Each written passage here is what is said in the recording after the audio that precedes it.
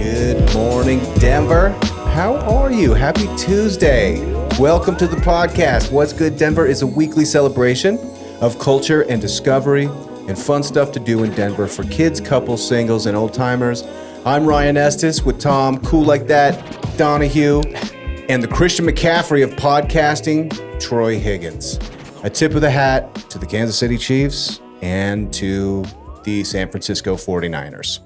It's the Super Bowl nobody wanted, but nonetheless, I think it's going to be a great game, you know, and we're all keeping our fingers crossed for the local boy, Christian McCaffrey, it's the Valor standout and son of the legendary Eddie McCaffrey to like really come through. How fun would it be if Christian McCaffrey has 300 yards and takes the Chiefs out? I mean, it would be great. Speaking of great, I mean, I've been complaining all season about the Chiefs, but God, man, you really got to just admire greatness when it appears, man. You know what I mean? And like Patrick Mahomes, dude. God. That team, it's not the best Chiefs team we've seen, and yet still they win. They just win. God dang. If the script says They're so. the new. If the script says so. They're like the new Patriots. They kind of just cruise through the regular season. Then when the playoffs come, they just turn it on and just dominate everyone. I know. You know, and you see what it is. It's like a mental thing. Like the Ravens just broke. They broke in the fourth quarter. Everyone's making stupid plays, penalties, throwing helmets, having temper tantrums. It's like, oh, man, you don't see that from Patrick Mahomes. Patrick Mahomes down 20 points in the fourth quarter. He's getting everybody fired up on the bench. You just see it. You see it with that championship mindset, man. It's amazing. So I have mixed feelings. I don't know. I'm excited for the game, but I'm going to enjoy the Pro Bowl, honestly, a little flag football. You know what I mean? Forget about the whiners versus the Chiefs. Ugh. Anyway.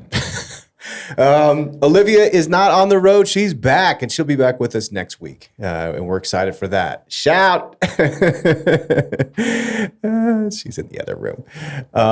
But today we have a very special guest. We have the return of Katie White. Katie, what's going on? Not much. Yeah. Just I watched football this weekend, so I actually understood what you said. Wow. You I watched did not games? watch. I was left out of that intro. It's okay. Didn't watch it. I knew they won, though. You missed the Chiefs drama won. of the Ravens, the fumbler smashing his hand onto the bench and cutting himself. He had a boo-boo. What? He had a I boo-boo. know. He had a boo-boo. He had a great drive, too. What's his name? Flowers. I mean, he had Yeah. like 3 or 4 plays. He's just like extraordinary player, rookie. Just like let himself get too excited in the moment and made some stupid penalties. No composure. Yeah. You know, but that's top-down stuff. And then you see Lamar. Lamar's doing the same thing. It's like, dude, you're making $50 million a year, bro. Like, you got to, like, have some composure. Because the whole team, especially the young guys, man, they're looking at you. God, I really like that Baltimore team. And now you see cap space. They're not going to be able to afford to keep that team together. Everyone's going to want to get paid. And, like, you know, Lamar sitting up on the top. I don't know. It's the NFL, ladies and gentlemen. Or maybe it's not. Oh, go ahead. You can already bet in Vegas on if Travis Kelce will propose to Taylor Swift at the Super Bowl. Did you see on the New York Times, they had an entire segment about how can Taylor Swift make it to the Super Bowl? She has a show in Tokyo the night before, but there's a 14-hour difference. They had like an analyst work on this and do math for the New York Times. A grown adult got paid to write an article on and break down the math and the time zone difference of how it's possible for Taylor Swift to attend the Super Bowl. I was like, wow, that is. So you're saying there's a wild chance? times. Surprise. It's a private jet. It's a PJ. You need like some amphetamines. Yeah, come on. She'll be fine. Plane.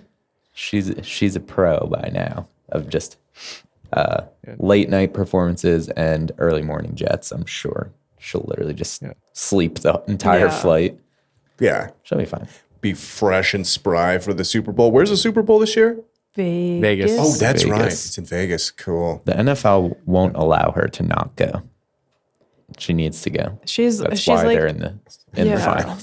That is why. That's why the Chiefs are. She fixed it. I'm sure there's a conspiracy out there about her fixing it. Dude, my Chiefs, Kelsey, Swift hatred was cresting, I feel like last week, and I feel like I'm back going down the downside. And I'm starting to be like, all right, it's all good. You know, everything's fine. Everything's fine. You know what really what settled it down for me, though, is Patrick's wife, Brittany. I'm sure she's a lovely person, but her public persona that she plays in public is rather nauseating. I'm not familiar. I don't know if you, I mean, like Patrick Mahomes' brother is a convicted sex offender and scumbag. Like he just is. And like his wife is just, I'm not a fan. But there was a picture of Taylor in the box, and Brittany's like trying to like whisper something or say something to her, and Taylor Swift just like rolls her eyes and is like, "Yeah, okay, cool, whatever." Well, speaking of convicted and it sex made me offenders, like her better. Anybody? Speaking of that, Megan Thee Stallion, Nicki Minaj beef. Anybody want to talk about that? Oh, I don't know about it. What's going on with that? That is. I saw a little bit about that, but yeah, please elaborate. Yeah, Megan Thee Stallion dropped a new track, as they say. It's called Hiss, and she has a line in there that was like, "Don't hate Megan, hate Megan's Law." And Megan's Law is like all about the child sex offender registry, and Nicki Minaj's husband and brother are both registered sex offenders. Oh, geez. So it just like started some beef, and Nicki was like live streaming at like 1 a.m, like ripping her apart or trying to. She was like making fun of her being like shot by Tory Lanez. But jeez. it's like blowing up in the atmosphere of Rap that world. beef. Yeah. And it's like, come on, they're both like powerhouses. Can we just get along? Megan Thee Stallion, is she the lady that dresses like a superhero? Who's that? There's a lady rapper that wears like these like really cool like spandex Nike suits. Ice Spice. I don't know. Is that how it is? I'm not really that Could be familiar anyone. with rap I feel like- in general, but I like that's a common outfit. Yeah. Is it? Yeah. Yeah. Okay. I don't know.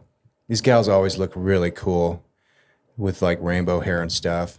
10 out of 10 recommend you listen to her diss track. Really? Yeah, it was good. She's really smart. And I think that's like half of being a good rapper is just being like intelligent. Yeah. Being very vicious and witty on a rap diss. Yes. Well, the whole thing is that like Nicki's been coming after Megan for like years, and Megan just like hasn't said anything about it. She's been like very quiet, and then like out of nowhere just dropped this. And it really rattled everybody. Wait, so Megan Thee Stallion dropped the track. Yes. It's a diss on Nicki. Yes. And Nicki's family is the sex offenders. Yes. Okay, so that's why she's saying, don't hate Yes. Megan, hate Megan's Law. Yeah. All right. Don't hate Megan, hate Megan's I Law. got it. That's I got pretty it. I clever. thought I mean, it's Yeah, so clever. That's right It was- there. Got her. Got him. It is her. This is the picture I was thinking of. It looks like she doesn't look like a superhero all the time, but this one picture, she looks pretty amazing. It was only notable because it was like, it's like a very like Vegas, almost like burlesque looking outfit, rhinestones and stuff, but it's got the Nike swoosh right there. It was weird that it was like a Nike piece. I don't know. She's cool. She also released a metal album last year, which was crazy. Really? Just like such a divergence from what she had done in the past. I sound like a big Megan Thee Stallion stan right now, but I feel like I couldn't name a single song. I had no idea she released a metal album. Yeah, you should check it out. It's cool. That's cool. I've been living under a rock. Wow. Well, I hope they work out their differences. I know. You know? Unity. Yeah. Plur. They need to be Squash plur. the beef. Squash it. Squash the beef. But we're going to have to see a response track at least. Oh, she dropped one. It's called Bigfoot. And she's making fun of the fact that Megan Thee Stallion got shot in the foot. And it's just like, I don't know, it seems tired and lazy. She rhymes foot with foot like 4 times. Yeah, but also like getting shot in the foot's kind of cool, right? You're just like upping her legacy. Totally. And she went to court and won. So she got shot by another rapper. Did she really? Yeah. Yeah. Oh, well, that's badass. That was Yeah, just she's a few cool. years ago. I watched the Big news. documentary on that. Did you? There's a documentary? Ryan, you got to plug in. Oh my God, where have I been? These 1992. documentaries now like come out like before the court case is even settled. Yeah. Like, they get Yeah. them out, pump them out fast now. It's crazy. Because that lets them do a cliffhanger, and then you can have the next one after the case. All right, I need to drop back in. You know when I tapped out is when I got too involved in Jacksonville's like rap music scene. And there's all these documentaries about that. I don't know if you guys follow that, but it's crazy. It's like, that was too nuts. There was all these people that were like basically confessing to like murdering other guys on wax. and then getting arrested. It was too much. And I was like, dude, I can't be involved in this. I'm a grown ass man. What am I doing? Don't need that beef. But time to drop back in. Nice. Well, it actually dovetails pretty nicely to our feature. Katie White's bringing the best places to find music in Denver for our feature today. So that should be cool. Best spots to buy music. All right. To follow the show, go to kitcaster.com/Denver. Subscribe to YouTube, Apple, or Spotify. Today's sponsor is Samana Float Center. You know you need to schedule another float. You can do that at samanafloat.com. We all float on. And our music is by Troy Higgins. So let's get into events. Katie, what do you got teed up for the week? Yeah. Well, our old workspace, Town Hall Collaborative, has a poetry night tomorrow, a share poetry open mic night. Could be fun. Could be not fun. I'm sure it will be fun. So 10 out of 10 recommend that. Also, I will always plug DU men's hockey. There's a game this weekend against Western Michigan. Very fun. There's 2. And, I don't know this artist. His name is Jake Fussell, but he's playing at the Lost Lake Lounge, which is like a tiny little bar, capacity of like 60 maybe. I've been hearing about this place. It's great. I've been to a couple shows there, and it's always a good time. And they don't tend to get super crowded. They got barbecue too, right? No, that's Globe Hall, but it's all part of like the same. It's like Lost Lake, Larimer, and Globe are all kind of part of the same ecosystem. Let's take a look. So you don't know this guy, but you're recommending it? Yeah, I like checked out his music on Spotify yesterday, and I was like, seems up my alley. Like it's a show I would go to on a whim. Is his middle name Xerxes? Yeah, thank you for saying that for me, because I wasn't gonna try. That's cool. Yeah. Is he Persian? No, he looks like a white man. Although I don't know how he racially identifies, but that's a pretty powerful. This is what he looks like. He's from Durham. Yeah. He doesn't look Persian. No. He looks Scandinavian, perhaps. Yes. Of descent. Yeah. His music is like folk inspired. Jake Xerxes. There he is. There you go. Check it out. I'm trying to see the lounge. Let's see what kind of. Oh, like what the actual venue looks like? Oh, I bet if we go to the rentals page. Nice. Poetry open mics can go different ways. Yeah. they could be a little uncomfortable at times. Yeah, they really can. I mean, I was a creative writing minor in college, and it was essentially just like a poetry open mic every Wednesday at this class that I had, and it went either way. But you get to know people really well. You do. Yeah, you do. I don't know. How are you? Do you like poetry generally? I love poetry. I think it's really cool. It's a really cool form of expression. I mean, similar to music. I feel like they kind of run in tandem. But yeah, people can be very vulnerable and it might not land. Just like comedy. I think going to comedy sets can be really uneasy sometimes, especially if you have like secondhand embarrassment, which I definitely do. And sometimes I watch people flop and I'm like, ooh. Oh, that hurt. Yeah. But the nice thing with comedy is at least you have like a baseline. You're there to laugh. Like poetry, you're like, oh, we'll hear poetry. But for somebody else, it's their time to like confess something. Mm-hmm. And you're like, uh-oh. Yeah. What am I supposed to listen to? Yeah. They got I don't know. a disco ball. So it's a really tiny venue. yeah, it looks cool though. Yeah. Yeah. No. Look at this little bar lounge area. Mm-hmm. Yeah, they have solid drinks. Absolutely. Yeah, I don't know, man. I like poetry, but I like to read poetry. I feel like you can feel the resonance. I like to see like how the wordplay and stuff. Mm-hmm. I always feel kind of like I feel like I'm held hostage if I'm listening to poetry. I could be wrong, though. I could be wrong. Well, no one's forcing you to go. I'm not going. You have your events. I'm not going. That's right. I got my events I'm not going to. I'm not going to that one. That's okay. But I feel like you go to a poetry open mic if you have a poem to read.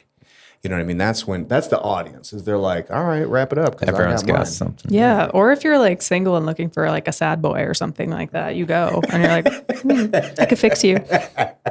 A fixer-upper project. Mm-hmm. Yeah. Quick question. Yes. Have either of you guys ever been to any of the events that you featured on the show? Yes. I go to DU men's hockey games almost every weekend. Okay. Good to know. I've been to the music ones, like the concerts that I'm talking about.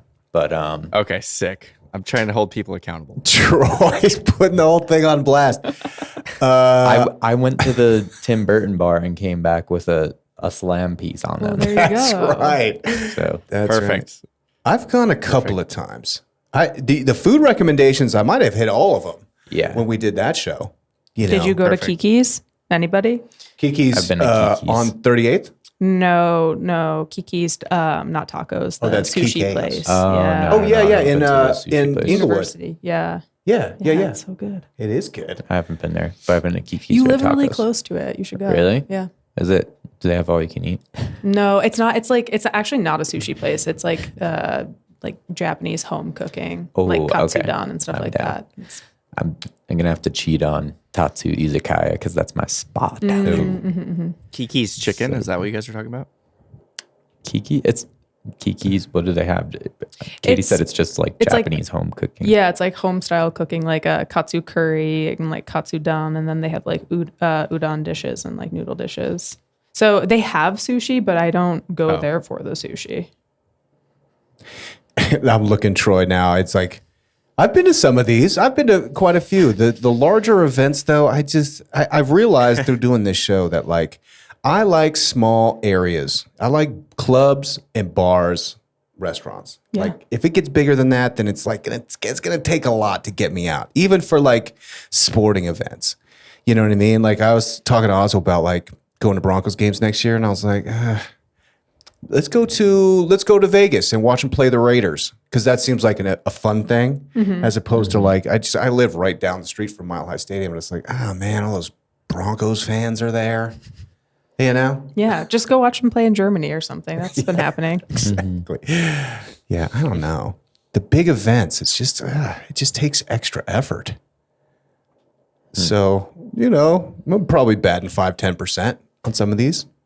That's not bad. Nice. Tom, speaking of events we're not going to, what do you got, Tom? I got a couple things that I'm not going to, but they seem pretty cool. So that's why I'm going to highlight them. It's our job to share them, not to go to them. Yeah, we're sharing them. The first one Yeah. sounds pretty cool. I could be interested, but honestly, I've been out of the photo game for a minute. It's a photography/modeling event. Oh, The cool. Groovy Creatures Appreciation Event. It's at a pop-up bar that's on Boulder Street, 1575 Boulder Street. And that is in Denver, by Right the way. by Little Man, yeah. Yeah. So at this Groovy Creatures event, it's like it's run by this Vibe Belt group who they focus on creating safe, positive spaces that empower models and photographers to express their own creativity. So making sure that there's no creepos in the game. I believe it's creatives, although Groovy Creatures would be better. Yeah. Groovy Creatures Appreciation Event. But anyway, you go there, if you're a model, you bring your 2 outfits, and then if you're a photographer, you bring your camera and your gear and whatever. And it's at this Groovy pop-up bar.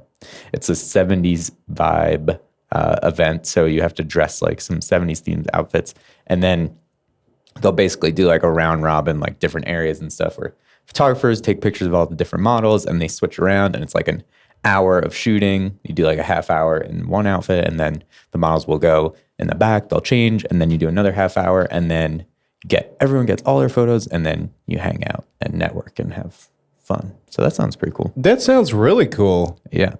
This sounds like a Sam Lindy event if I've ever seen one. Sounds like free work. Free work. Yeah, sounds like they're trying to Free use labor. all of our.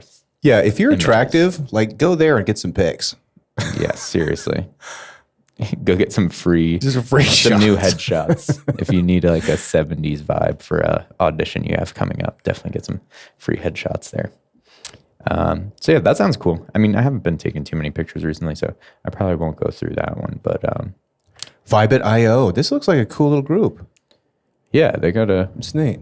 it's a cool idea. Yeah. I know that there's some weird things that happen in that industry. I always see horror stories because I'm in all these photography groups and Instagram pages and Facebook pages, and people are always like, don't shoot with this person. Oh, or really? whatever. Yeah. So that's a cool initiative that they have going on over there. The next one, all right, I might actually go to this one. By the way, that one was Saturday at 2 p.m. You can check that out online. This event is also Saturday at 2 p.m. So you have two options from me for this Saturday afternoon. This is hot wax and cold beer with the Jagged Mountain group. So it's going to be at the First Draft Tap Room and Kitchen. Bring your snowboard or skis, whatever you have, and they're doing hot waxes at the tap room. Nice. So you get it's like $20 for your wax, and you get a free beer while they're waxing it. So that's a good price. Like to get an actual hot wax, it's usually more than it's like double that. Yeah. Yeah, they're like $20, right? Usually hot wax. I feel like I think they're it's like 40. $45 for like a hot wax if you were to go to like a shop or something. Nice. So if you go here, you not only get your hot wax for $20, but you get a free beer. So that sounds Sweet. cool. And then That you sounds chill awesome. around with a bunch of people holding their snowboards and skis at the tap room. Just holding it, post it up. Yeah. Hopefully they got some racks for people to put their stuff on when it's done.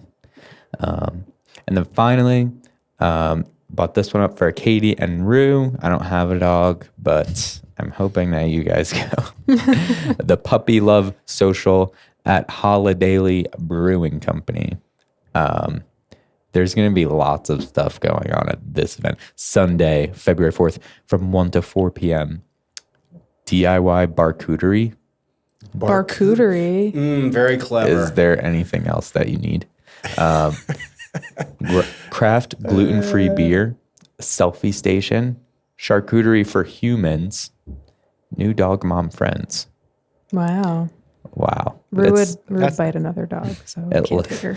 Rue can't. Rue is not doing. Oh wait, hold on. Let me show the crowd here. What's going on? Sorry, our screen got a little bit minimized. Does Rue not get along with other dogs? She's just very selective. Okay. She wouldn't bite another dog, but she would be like very uncomfortable and probably snappy. She'd bite the air. Look at this. I think. Stay away. I think this might be the human charcuterie. Are you sure? Or I is don't see this any the- chocolate in there. Could be for a dog. Can dogs have strawberries? Yeah, Rue loves strawberries. The honey stick? How's the dog gonna get that? I don't know. Could you imagine it all in her beard? Wow, look at this stuff. That's pretty Beautiful. nice. Why does it say Happy Fancy. Valentine's Day? Hold on a sec. Yeah, what's the date on this Oh, event? I think they're goofing you. It does have a love theme. I think guess it's they just the intro. It's the 4th of February, so Yeah. Look at this guy. Yeah. Good stock images. Look at that. I've never Yeah, seen it's a just dog some- eat something like that. Yeah, DIY barcooterie boards, so your dog would get some snacks. Cute. Gluten-free beer. Selfie station.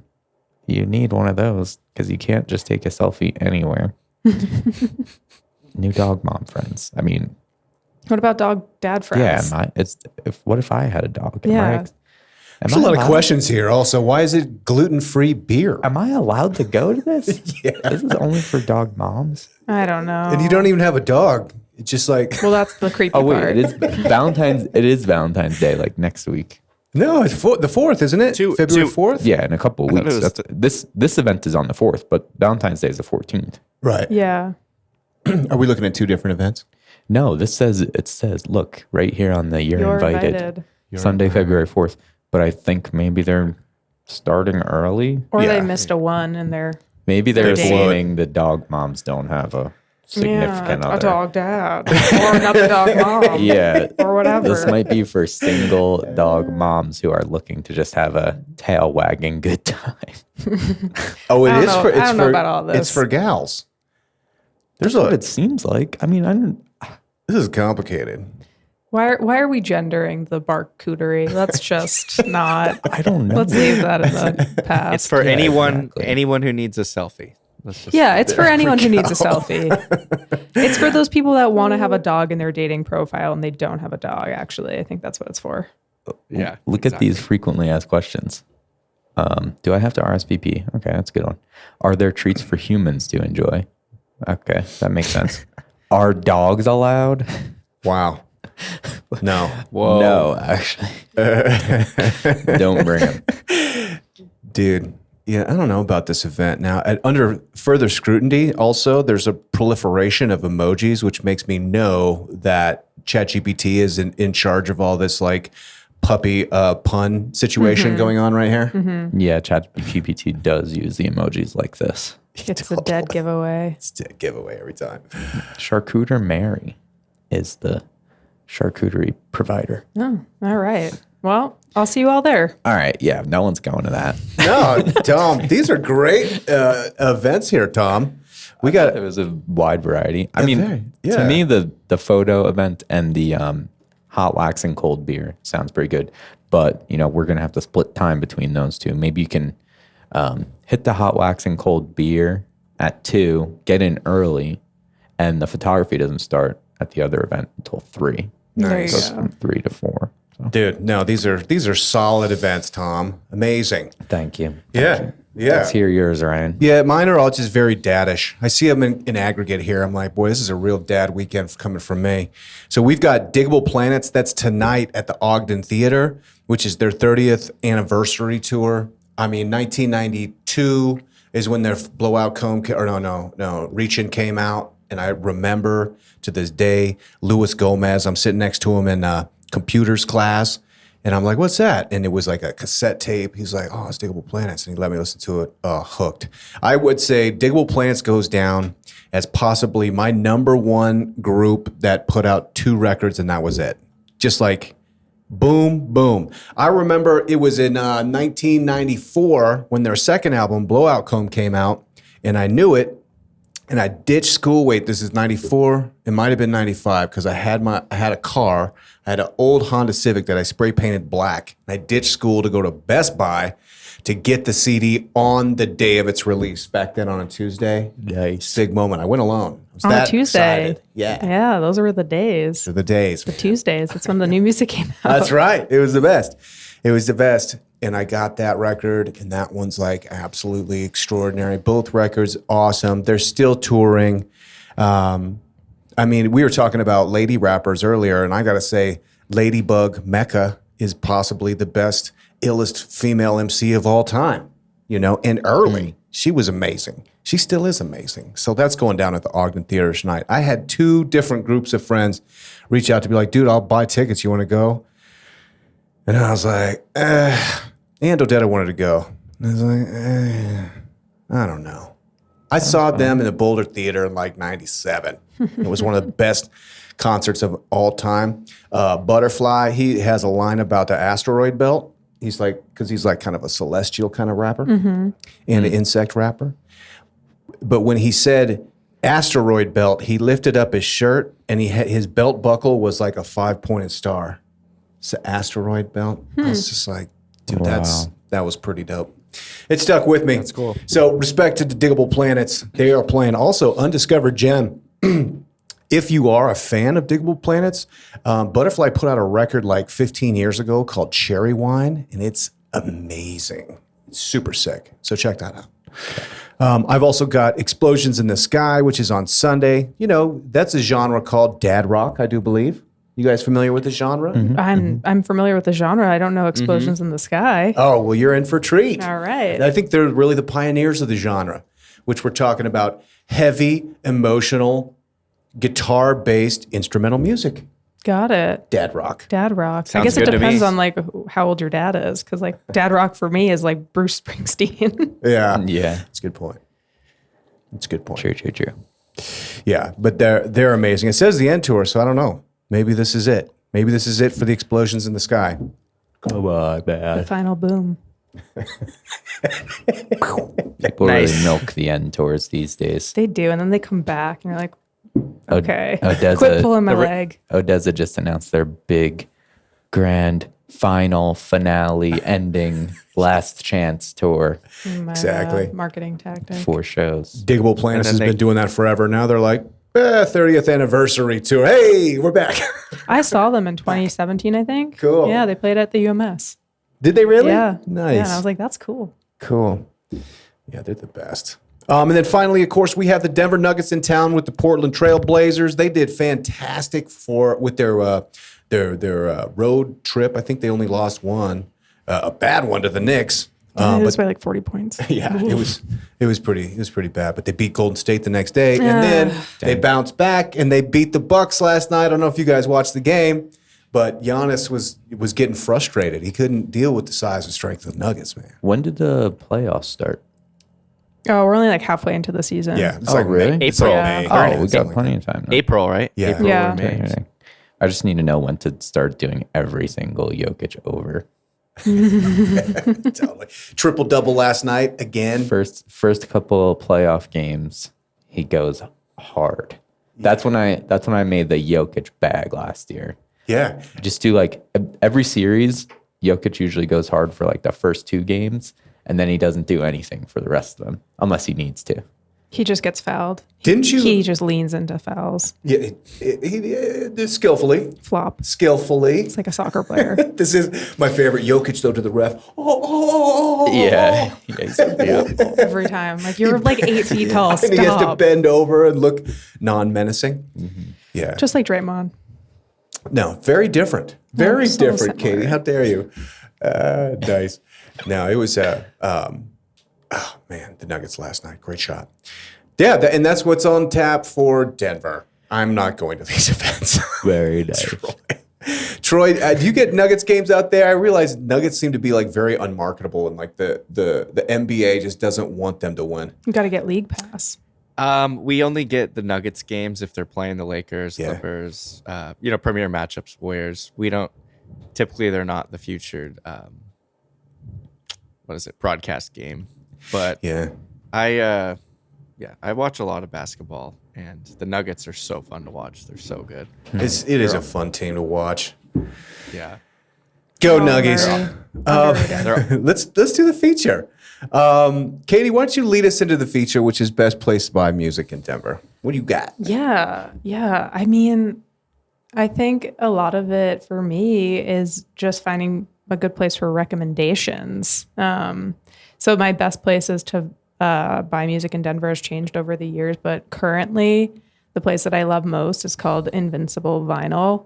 It's on Calumet Street. It's very unassuming. And the reason why I love it so much is because the owner, he's there every single day, and you can just tell that he is obsessed with music. Nice. And he could just talk to you all day. Like, you could go in with no frame of reference as to like what you're looking for and just say like, hey, this is like, I'm in this mood. What would you recommend? And he'll do it. Or like there have been times where I've gone in and I've been like, hey, I'm really interested in getting into jazz. Can like we talk about that for a little bit? And like he is definitely a dad rock guy, right? Like Of course. that is his bread and butter, but he just knows so much about so many different types of music and genres. And I brought some of my favorite records I've gotten from Show and tell. Wow. from this record store. I didn't know we were doing nice. that. Yeah, Well, I didn't get Now to we're bring my getting Pro into it. last time.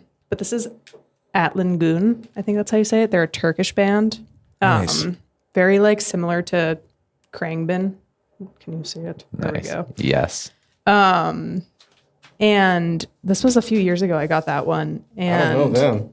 they're so good. And then when I went in and I asked him for some jazz records recommendations, he recommended this Tal Farlow record, which is from the 50s, and it is weird. Is and it really? So good. So good. It's like, it's very like hi-fi-y.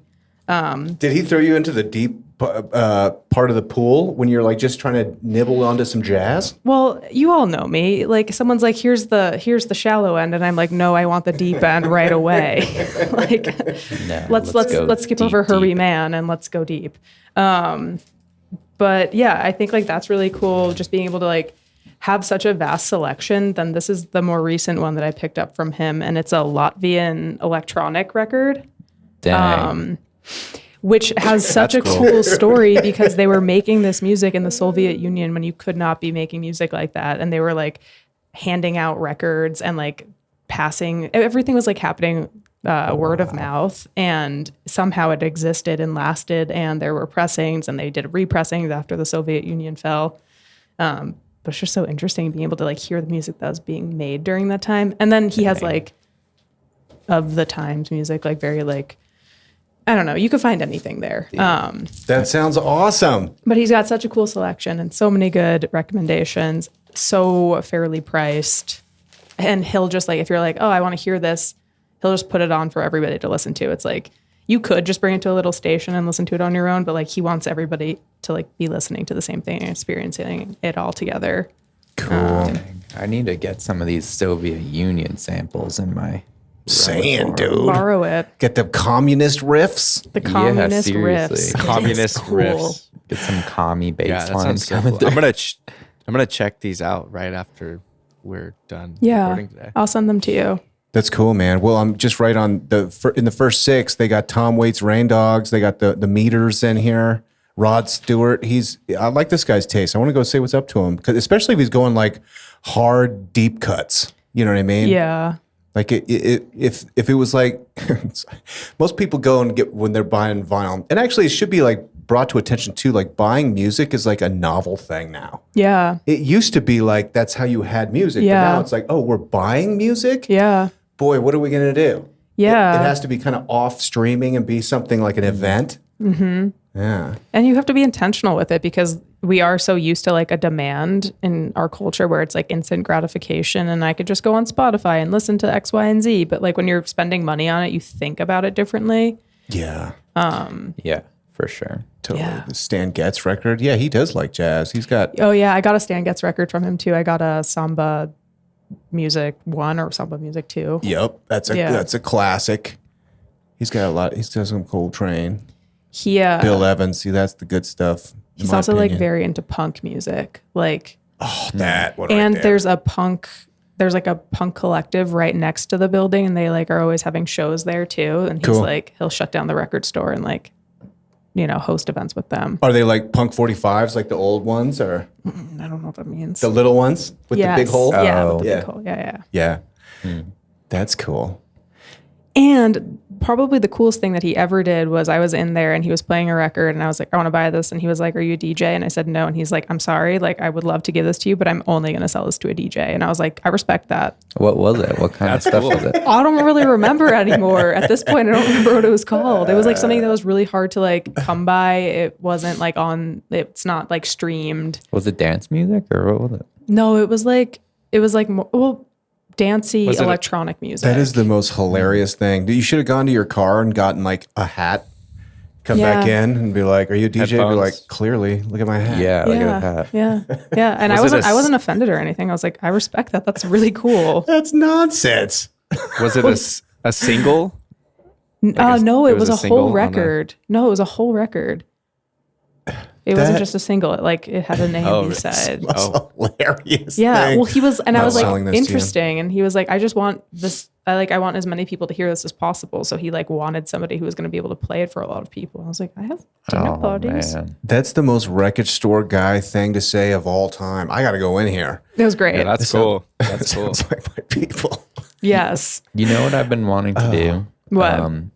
Well, I recently invested in this nice new Audio Technica turntable so that I could like get high quality samples out of vinyl, like straight through my interface and stuff. So I've been thinking about, and also I've been doing like live streaming, like DJing and stuff every once in a while, but I'm thinking about this new live stream where I'll just like find these crazy old records and then the live stream will literally just be like high def video of the record spinning and then you got the album art in the back and I'm just gonna play it like a live stream, almost like a radio station, but these like crazy old records. That would be dope. I gotta go to this guy to Yeah. get some of that This stuff. guy's got Can Records. You know about Can?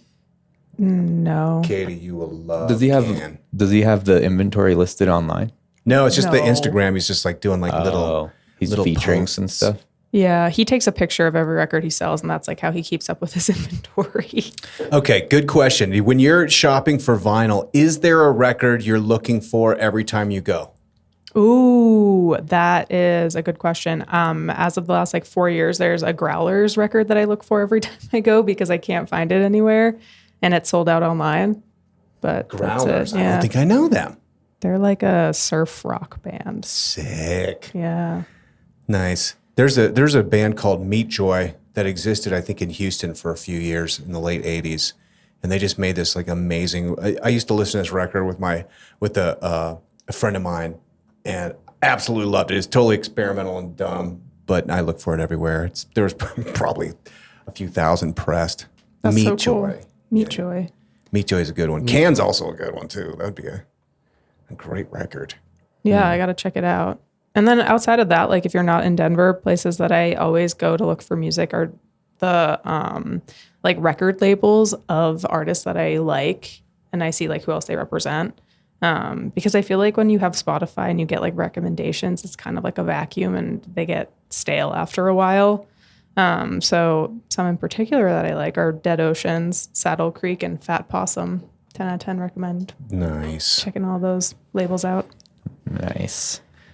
I like the this is a pretty classic one for Denver, but the Twist and Shout shop on Colfax must be just mentioned. Huge. Yeah. Like there's just so much stuff in there. You can also even like, I mean, I'm sure most vinyl places will do this, but you could bring in your turntable. They'll fix it for you. They'll like troubleshoot whatever you have going on. They have every single wire adapter you could ever imagine there. Sometimes I just go there for like adapters. Sometimes you need a RCA to whatever it is. But 1/8 inch. I like to go there and look for weird stuff. I'm curious.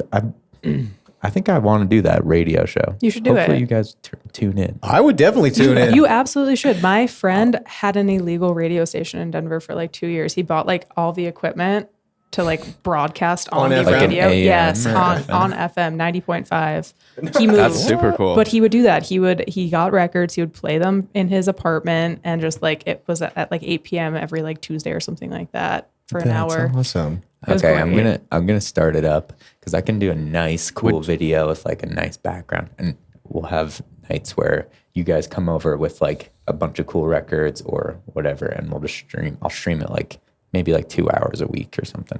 I We'll love see. it. We'll see how often. That's we a can get great it going. idea. Would you stream Yeah. it on Twitch? Yeah, on Twitch. On Twitch. Nice. I feel like yeah. a nice, cool HD video of like the record spinning is all it needs to be. And I then, haven't seen that before. That's like an original idea. I haven't seen that yet. oh yeah, that's the goal. Yeah. We need original ideas. He's cooking. I'm gonna do that. I'm cooking over here. And it sounds like it sounds soothing, you know? Yeah. Yeah, It's depending nice. on whatever you're playing. I Yeah, guess.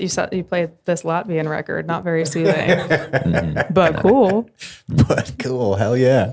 And then one other place I'm going to shout out. So I did Twist and Shout as my first one, but this is not to go by, vinyls and stuff, but I was really surprised to figure this out because I was just over at the Zeppelin station getting lunch one day, but Beatport headquarters is right there. And I don't know if you guys know what Beatport is, but Troy, I'm sure you know, but it's like the hugest online store for like dance music and like digital tracks. It's one of the first big tech stories in Denver, Boulder too, for sure. Really? Yeah. Yeah. I didn't know that they were here. That's like the I didn't know they biggest- were based in Denver either. That's crazy. Yeah, the main headquarters is here. And then they definitely have one in like Europe somewhere. Berlin. Because I looked it up. Yeah, definitely. I went to open the door. I was like, I want to just go in and see who's in here. Totally. Because it looked like nice, but it was locked. I don't think they had anyone in there. So I was going to just be like, hey, I like the new updates to the site. Because they actually just did a huge rehaul. So I was going to be like, the new updates are sick. Nice. But no, I want to talk to if you work at Beatport and you're listening to this, I want to come over and see what's up. Dude, interview him for the freaking show, bro. Yeah, Beatport, you are invited. Anyone from Beatport, come through. Well, we could do a remote thing at the Zeppelin station. That's a good place over there. Yeah. There's another rec for you, Zeppelin station, for some work lunch throughout the day. Nice, man. Yeah, Paul Epstein at Twist and Shout. I owe so much to that man. They're on their, I think, third location, but their original location was over by Lincoln Elementary, and I would go in there when like sixth grade and get 2 Live Crew tapes or Spice One tapes or 2 Short tapes. Corrupting the minds of our youth, Paul Epstein. What's my favorite word? Yeah, it's absolutely, that is a Colorado Denver institution, Twist and Shout. Along those lines too, Wax Tracks. Yeah, that's the Yeah. other main one. Shout to Wax Tracks. That place is great. Black and Red. That place is great. You can always find great records there. The spot that I picked out for not necessarily records, but just vintage audio in general is Electric City Repair, because playing records for me has always been like a part of this collection thing. I've been collecting records for a long time, and it's always, and right now it's kind of taken over as like the most popular way to play music as far as like purchasing is like vinyl records. Totally. And so I don't know what most people have, but maybe you go to like, where would you go buy a record player now? Best Buy? You just order on Amazon, right? Yeah. Yeah, I also have an Audio Technica or whatever it's called that I ordered. Technica. Yeah, I ordered online. it online. Yeah. It's just like a standalone box where you play it and it's got speakers, or you like... No, it's a standalone box, but I have speakers that I've like hooked up to it. Yeah, and that's another part of the fun of audio and the slippery slope into hi-fi in general. Yeah. Is now you need components. And you're like, boy, this sounds cool. Maybe I do need a 50 band EQ that I can, make a cool wave on and see how that sounds. So ultimately you're going to end up shopping for used stuff because new stuff, it doesn't look as cool. You know, it's like, what are you going to listen to records and surround sound? Nah, man, you want two big, rich, amazing speakers, maybe a couple of different sets so you could A/B between them. And then you got to get the tube amps, and then you got to have the cool tuner. And then the tuner's the lights are going to be burned out. You got to have the big potentiometers and dials that you have a satisfying click. Everything about record collecting is just so fun. Yeah. It's a lifelong journey. It is. And there's ups and downs. Have you been to Electric City Repair? I have not. You will love it. I need to go. It's the best. I don't need another hyperfixation. I know. I'm going to have to go. I know. Do they have like a bunch of old vintage gear and like just everything, like synths, guitars, like It's amps? all vintage. Yeah, it's all vintage. Cool. The jukeboxes. I was in there once and they had like a refurbished $4,000 jukebox, and I was like, dude. So I mean, it played like 45s, so they like come out with the arm and then it goes like, and you push the buttons. Oh my God. Cool. So cool. So cool. They got everything there. And I've been a patron of theirs for a long time as a buyer, but also as a seller, which I think also is part of like the hi-fi experience. It's like not Buddy Guy. Who's the other blues guy I'm thinking about? The biggest one ever. Booze guy. Sorry. Which booze guy? Blues? Booze. Blues. He played blues. Lucille. He played Lucille. He sat down when he played. You guys know who I'm talking about? Blues guy artist. played Lucille. Lucille. God damn, that's embarrassing. It's Tuesday morning. It's the biggest blues guitar player. B.B. there. King. Yeah. There you go. Oh, there All you this go. to get to a quote. I knew it. Silly boy. All this to get to a quote, which said B.B. King said that like you can't really play the blues on a guitar that hasn't been pawned at least once. You know what I mean? So there was a time when my children were very young that I was pretty much obsessed with hi-fi, and I had these tube amps. I had like this German tuner. I had the most incredible hi-fi sound system. It was like my pride and joy. And one of the things What happened to it? Oh, sorry. Go ahead, Troy. What happened to it? Well, I sold it. You had kids. I had kids. Yeah, but there was the clips, those speakers. You guys have seen them. I used to have them in the office, but they that's sound like good. Yeah, that's the last touch, and they've kind of taken some abuse. But back then they had the fronts on them, and there was a particular song by Brother Ali that I would play when Ozzo was very young. That the bass was such that in this one song, it was called Puppy Love, as a matter of fact, that it would like resonate like the plumbing in the house, like, and the whole house would start shaking from this, like the bass in this, and Ozzo would start crying. And so there were several occasions where I was like, watch, I can make Ozzo cry from playing the bass. Sorry, buddy. Poor Ozzo. Oh, man. Yeah. Oh, man. Space. So yeah, I sold a lot of those components because when you got young kids, you're like, all right, You don't need well, it. my life's over. So Yeah. These diapers get are rid of it. expensive. Got to get rid of the hi-fi system. Yeah. time to start thinking about college for these kids and wrap up all my hopes and joys. I want to check out Electric City Repair. That sounds cool. Yeah. Yeah. It also Field trip. reminds me, I just got connected to this guy through Facebook Marketplace. He's like a synth enthusiast.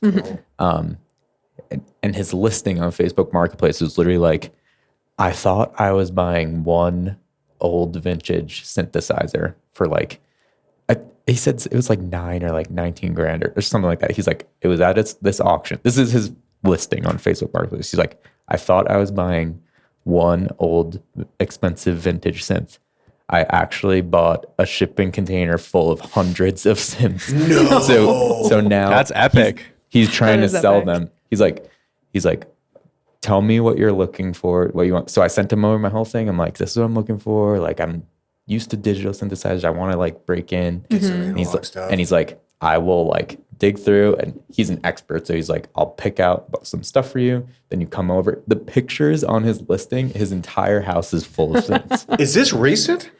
He literally love just put this. it up like last week. Tom, send me I wanna this see the link. post. Dude, Tom. send me a link too, man. Yeah, Troy, you can let me know anything that you're looking for, and when I go over to his place, I'll see what's good. But yeah, I have like a phone call appointment with him, and then I'm gonna go over and like Oh my see the God, stuff. really? Yeah, They're vintage sweet. synths? I was just it's all different types of stuff. It's like keyboards, like workstations, and then like vintage synths and like analog stuff. Like it's so much. It's so funny though, because I was reading the listing. He's like, I thought I was buying one synth. I bought hundreds of synths. I mean, a $19,000 for one synth. There's like, I think it was Few nine. I think it synths. might have been $9,000. I don't know. oh, $9,000. Okay, But that makes more sense. at that rate, he definitely got a good deal. Yeah. Because hundreds yeah, of synths for for sure. $9,000. Well, if they're vintage Moog synths too, like forget about it, dude. He definitely had a Moog. And he has a lot of like Korgs. He listed like a list of like 50 of his favorite ones on the thing, and then he was like, "There's a lot more." So he was like, "Just let me know what you're into, and That's incredible. We'll talk about it. I'll send you You guys hit the jackpot. listing. I know, and is a I've been trying to buy some stuff just for some knob turning inspiration instead of just clicking around. So I'm excited to go check that out. Just every track will be G-Funk now coming out of a Tom Yeah. studio. Yeah, analog sounds.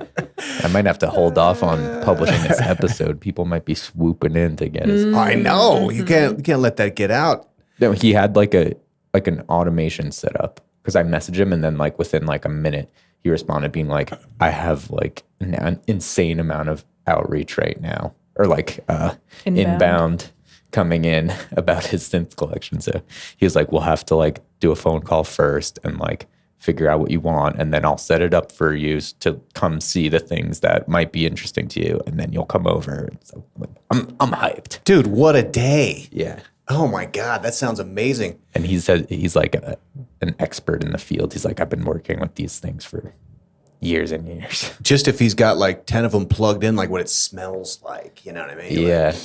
Can smell the capacitors. electricity. Yeah. Nice. I'll send you guys the listing so you can see it. Cool. You know, I want to add here too, anecdotally, that I managed a warehouse music store on Downing and Evans for like a year. I was on the very cliff and fell off with the rest of the music industry.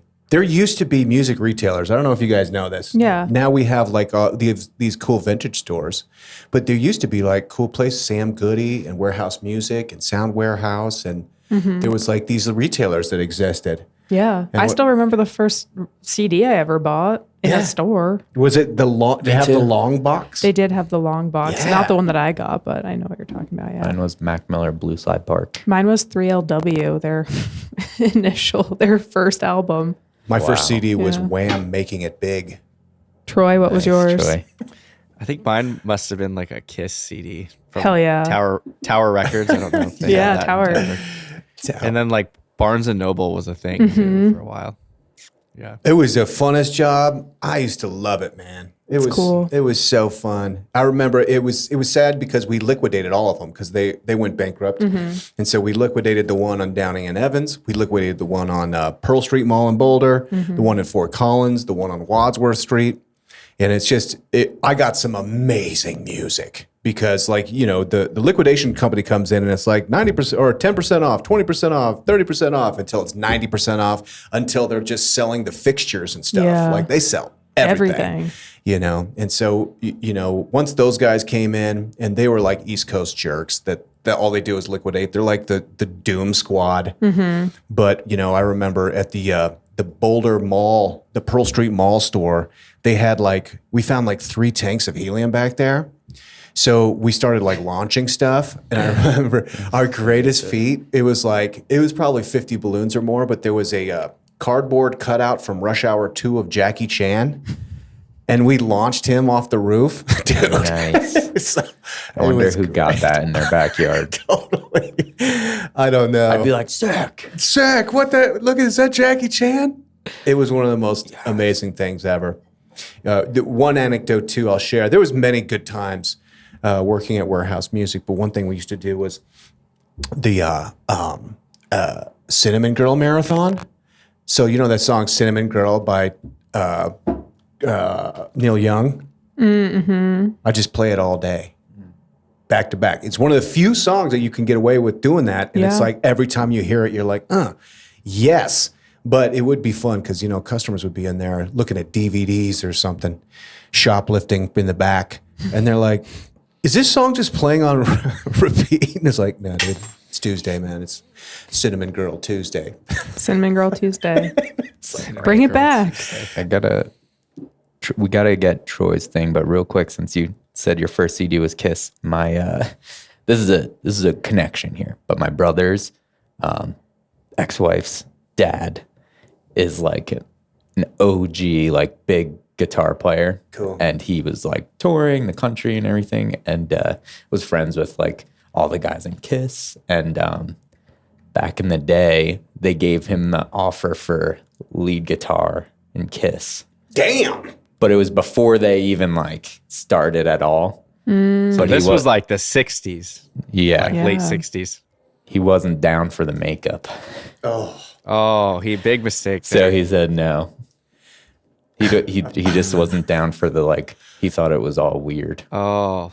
Yeah. Sometimes you have to put your opinions aside for a Wasn't down check. for it. Yeah, I mean, it would have changed my life because I probably wouldn't. My brother probably would have never met his daughter and never would have my nephews or whatever. It would have been crazy. Yeah. But he used to when I was a little kid, we would, go over to their sides, go over to the house on Sundays for dinner or whatever. And he'd always just be upstairs and you just hear jams coming out from upstairs, just him just soloing for hours. Amazing. And sometimes he'd be like, come up here. And you go up there and it's a whole room with amps and whatever setups he has. Posters and stuff. Yeah. Not even posters, just gear. Yeah. Nice. And just he'd be like, look at this. I was really too young to even understand what he was trying to make you cry. This is what we do. I know. Yeah. He's trying to make me cry with this vintage With gear. this shredding. This crazy shredding. Troy, how did you get into Kiss at a Shout young out to age? Mr. B.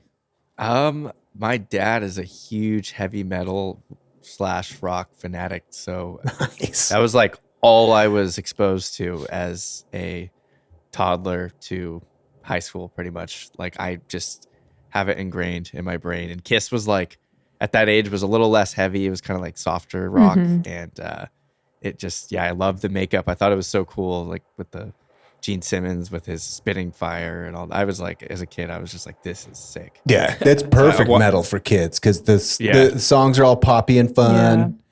Yeah. They look like monsters. I wanted to collect all the CDs. Even though my dad had all the records, I always wanted to buy the CDs. Yeah, you got to get the new cool CDs. Cool. Yeah. The guitar player passing up on joining Kiss, that's man, that's yeah, when he people say, would say that was his biggest L whenever you talk to him about it. It's people who say, if only I put $100 in Apple stock. I know, yeah. Bitcoin. If only I did this. Yeah. Well, I'll share mine quickly. I know we're getting short on time here, but this is kind of a hidden gem that I'm sharing. This is it's a YouTube channel. It's basically an online record collection. This guy, his name's Andro Navarro II, and he posts his entire record collection.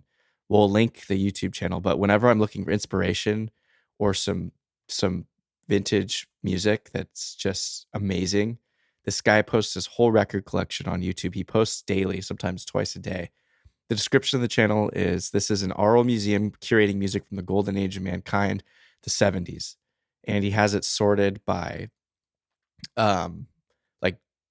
geographic, location of where the music comes from. So like America, Western Europe, J-Power, Transglobal. He also has it sorted by ladies and gentlemen. And you can come through here and browse digitally, just like you're in the record store, and listen to all these insane records from the 70s. Wow. Yeah, check it out if you ever want to hear some crazy old music you've never heard. This website is the place to go. I get a lot of samples from here, and just from the YouTube channel itself. Yeah. So it's kind of like I don't want to say like a cult, but he like started a community. I started following him when he had like 4 or 5K subscribers. He's at like 106K now, and it's becoming like a thing. Like this guy's like, if you go on Reddit, there's tons of threads about him, and his record collection's insane. It's this guy. No one knows who he is. No one knows anything about him, but he just posts every day a record, and they're all amazing. Well, his profile pic is Pharoah Sanders, so I know I'm going to love him right off the get-go. Yeah. This looks awesome. Yeah.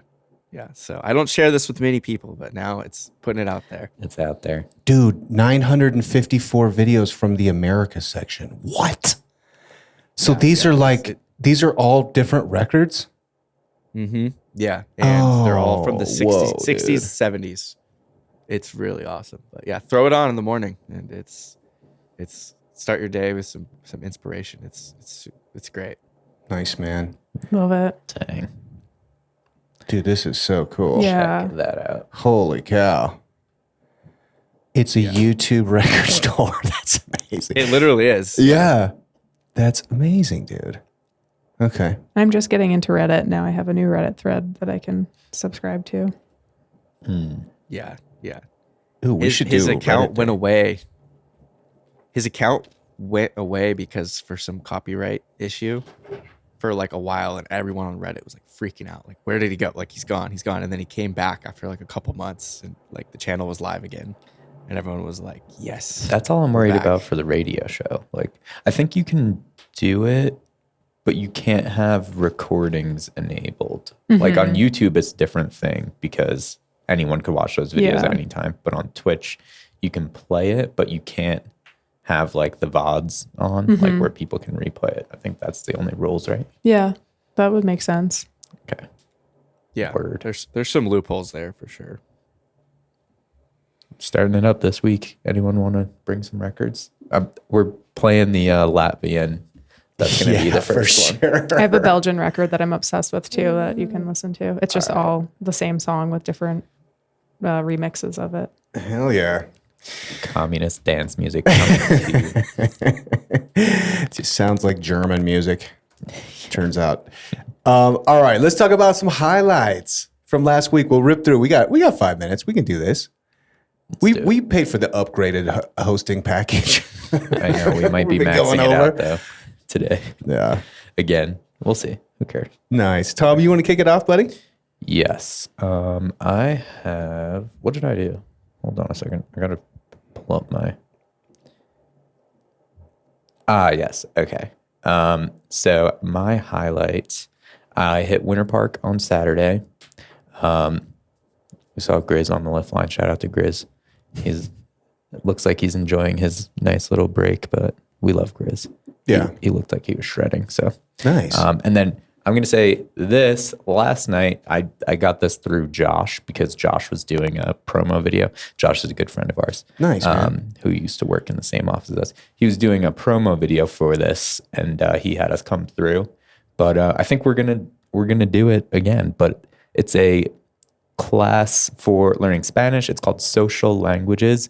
And the whole idea of it is like you're going out to a bar or a brewery and like you're learning the language, but you're having fun. You're like chilling. There's no tests. There's no anything. You're trying to learn a foreign language?